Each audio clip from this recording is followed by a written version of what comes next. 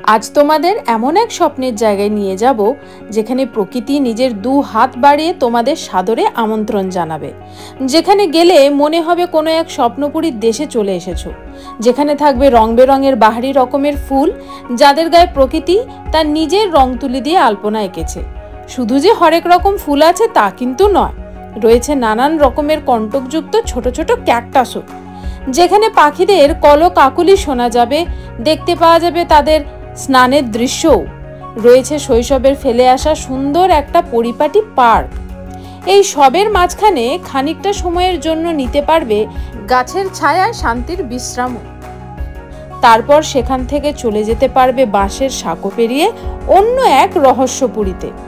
নদীর ঠান্ডা ঠান্ডা জলে পা ডুবিয়ে বা চাইলে শরীর ভিজিয়েও নিজের ক্লান্তি দূর করতে পারবে। পুরো জায়গাটার যেদিকেই দেখবে পেয়ে যাবে চা বাগান। তারপর হঠাৎ মনে হলে গরমাগরম চায়ের পেয়ালায় চুমুক দিয়ে শরীরকে চাঙ্গা করে নিতেও পারবে। এই এত কিছু কি এক জায়গায় পাওয়া সম্ভব? হ্যাঁ, নিশ্চয়ই, একদম পাওয়া সম্ভব। 2 দিন হাতে সময় নিয়ে চলে যেতে হবে কার্শিয়াংয়ের বেলতার গ্রামের বেলতার রিসর্টে।